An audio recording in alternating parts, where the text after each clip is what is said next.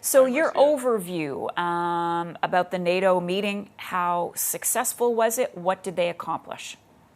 Well, Mr. Trudeau has been through a series of meetings over the last few days. He was in Kigali, as you know, in Rwanda, meeting with leaders of the Commonwealth countries. Then he was off to the G7 meeting in Germany. Now he's in Spain and he's just attended this NATO meeting.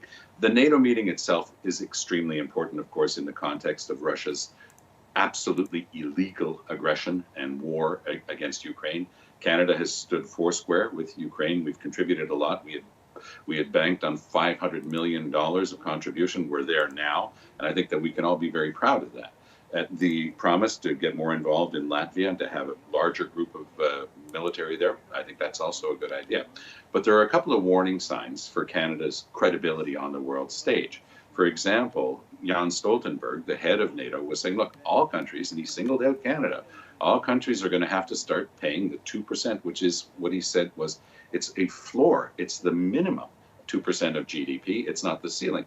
We know that Canada has actually seen its contribution as a percentage of GDP decrease over the last few years, year for year. We've been decreasing our contribution to NATO, and that just can't continue if we want to be taken seriously in that important group of 30 countries. We've also heard, and it was interesting, that despite the fact that Canada has the worst record in the G7 for greenhouse gas increases since the signing of the Paris Accord, that Montreal, therefore Canada, of course, will be receiving this new institute that will be created for excellence in climate change and security. Because one of the aspects of climate change that we don't talk enough about is the security aspect. Massive movements of populations, for example, because of threats of and reality of starvation, because the lack of food on the world stage now, also related to the war, is something that's going to play out for months and months in some of the world's poorest countries. So good on us for getting that Center for Excellence. But again, we've actually got to start delivering the same way we've got to start delivering, Marcia, with regard to this 2% minimum contribution, 2% of GDP minimum contribution. And we're far from the mark, and we can't be proud of Why, that. Tom? Why? Why aren't we keeping up with our commitment?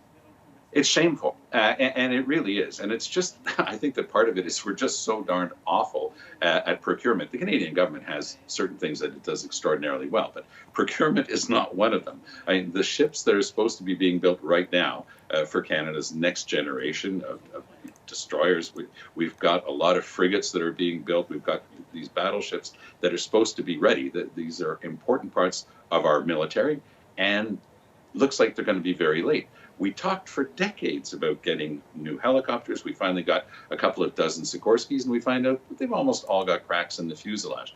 We're a country of 19 million square kilometers. We're the second largest landmass country in the world. And yet we don't even take care of anything internally, and we can barely contribute. We talk about Latvia, but Marcia, we can't even say how many more military we're able to put up to be part of that increased battle group, because we have no idea whether or not we can actually deliver.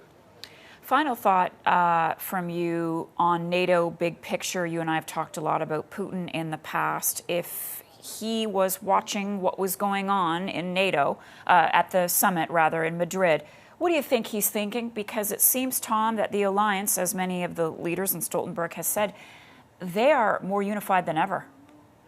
They are more unified than ever. And this is the great loss of Putin, because he figured that once he invaded, it would be a matter of several days. We even learned his military had been told to bring their formal dress so that they could parade through Kyiv once they had taken it over. Well, it hasn't exactly worked out. And if it was supposed to shake the foundations of NATO, it's done the exact opposite.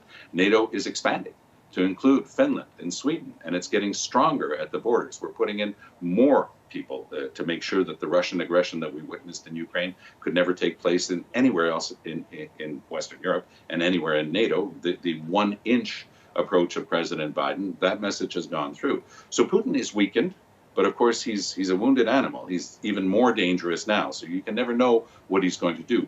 I think that it is the time for really responsible countries, and this is where Canada can play a role, because we are seen as that partner, very close to the Americans, part of NATO, but maybe we can also play a more positive role in the eventual negotiations, because this will have to end with negotiations. There's no way out of it. I don't think that there's going to be a simple military solution here, and it's increasingly clear that Putin thinks he can still take the whole of Ukraine. And this is why this NATO summit was so important, to dissuade him from any thought of that in the future.